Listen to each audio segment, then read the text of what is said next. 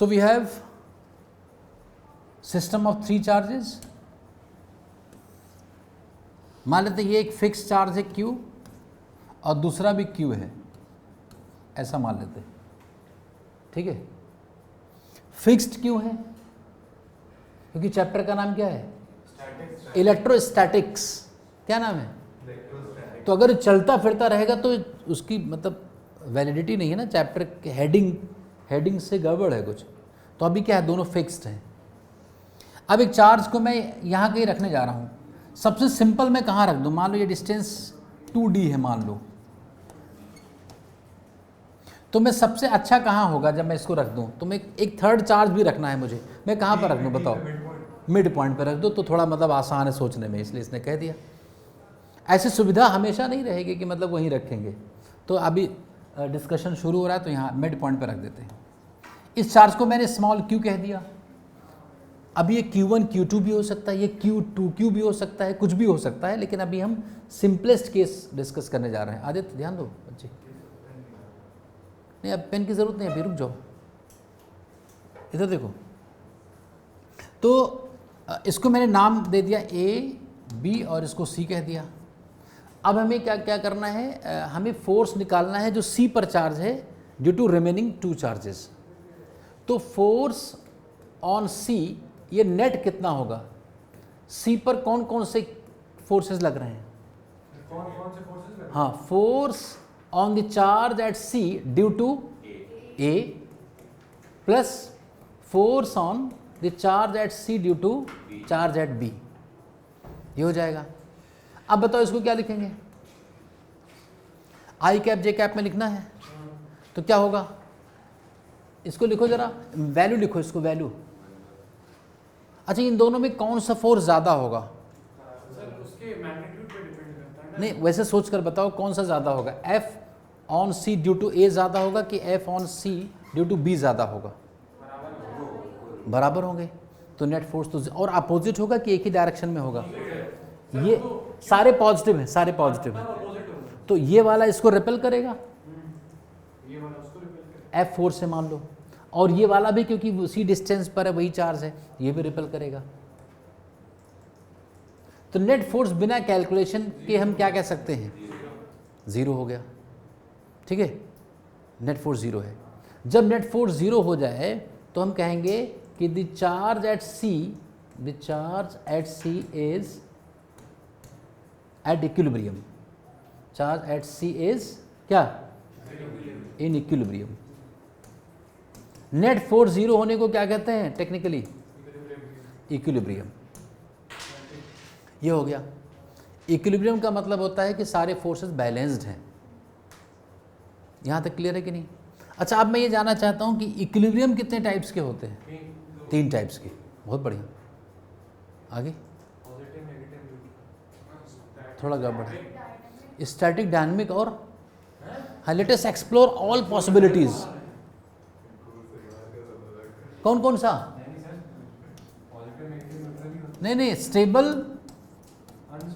हाँ, और न्यूट्रल। नहीं, ऐसा नहीं। We cannot create science.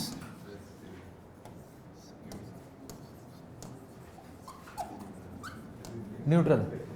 अब ये मुझे कौन बताएगा कि ये चार्ज स्टेबल इक्विलिब्रियम में है कि अनस्टेबल कि न्यूट्रल?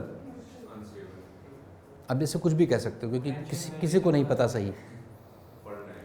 हाँ, ये मैं बताऊंगा, लेकिन अभी जैसे गेस करना है तो उसमें दिमाग मत लगाओ, कुछ भी बोल दो। हाँ, जिस न्यूट्रल बोल दो, कोई बोल दो, वैसे कोई मतलब नहीं है इसका, कोई कुछ भी बोल दो क्योंकि पता ही नहीं है। अब देखो, अब मुझे चेक करना है स्टेबल है क्या अनस्टेबल, तो या न्यूट्रल, तो देखते हैं क्या है। हाँ बच्चे, अगर तुम्हें स्टेबल चेक करना है तो क्या कर, इस लाइन के अलॉन्ग इसको इधर में, इस चार्ज को मुझे डिस्प्लेस करना है, तो डिस्प्लेस कितने तरीके से कर सकते हैं इसको? हम इधर कर सकते हैं, ऊपर भी कर सकते, इधर भी कर सकते हैं, इधर भी कर सकते हैं। अरे इनफाइनाइट, अरे किसी भी पॉइंट को यहाँ पर है, मैंने कहा डिस्प्लेस करो, तो कोई ऐसा कर दे, कोई ऐसा कर दे, कोई इधर कर दे, कोई इधर कर दे। लो, तो बारी बारी से सारे केसेस करने पड़ेंगे हमें डिस्कस। ये कोई आसान बात, मतलब है तो आसान ही है, ऐसा नहीं कहेंगे, लेकिन मतलब ये काफ़ी ज़्यादा समझने वाली बात है।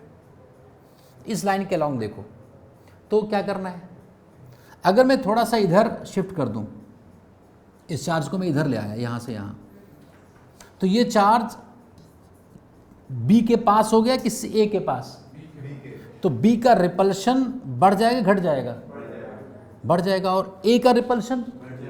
तो अब मैं अगर इस जगह पर फोर्सेस दिखाऊं तो ये वाला वेक्टर ज़्यादा होगा और ये कम होगा। तो नेट किधर आएगा फोर्स, लेफ्ट की राइट? अरे यार ज़्यादा जो है लेफ्ट में, ज़्यादा किधर है? बी वाले का फोर्स ज़्यादा है, लेफ्ट में ज़्यादा है कि इधर का फोर्स राइट की तरफ ज़्यादा है? अरे यहाँ पर जब है तो ये फोर्स ज़्यादा है और ये कम है, तो कौन सा फोर्स जीतेगा? लेफ्ट वाला। तो नेट फोर्स किधर आएगा? सी की तरफ वाले पुरानी जगह की तरफ आया कि नहीं? लेफ्ट मतलब जहाँ से मैं उठाकर लाया था उसकी तरफ, जहाँ से मैं उठाकर लाया था उसकी तरफ। अगर कभी भी ऐसा हो कि जब तुम चार्ज को डिस्प्लेस करो और डिस्प्लेस करने के बाद जो नेट फोर्स आए वो उसके पुरानी जगह की तरफ हो, तो स्टेबल इक्विलिब्रियम है। यही लिखना है सेंटेंस में, displace the particle from its initial. अरे रुको, पहले समझो, लिखने का टाइम दूंगा अलग से। तो अगर मुझे स्टेबल इक्विलिब्रियम चेक करना है तो क्या करना है? जैसे मान लो मुझसे कहा गया कि इस चार्ज की इस जगह पर इक्विलिब्रियम स्टेबल होगा क्या अनस्टेबल? तो पहले तो इक्विलिब्रियम है, ये पहले स्टेब्लिश करो, टाइप तब तो बाद में आएगा ना।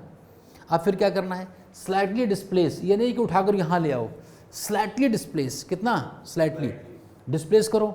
और अब देखो फोर्स पुरानी जगह, पुरानी मतलब पुराने मीन पोजीशन की तरफ है कि नहीं? जहाँ पर पहले था अगर उधर की तरफ नेट फोर्स हो तो उसको क्या बोलेंगे? उस वाली जहाँ पर पहले था उस जगह को क्या कहेंगे? Stable equilibrium. रुक जाओ, मैं अभी ब्रीफ करूँगा।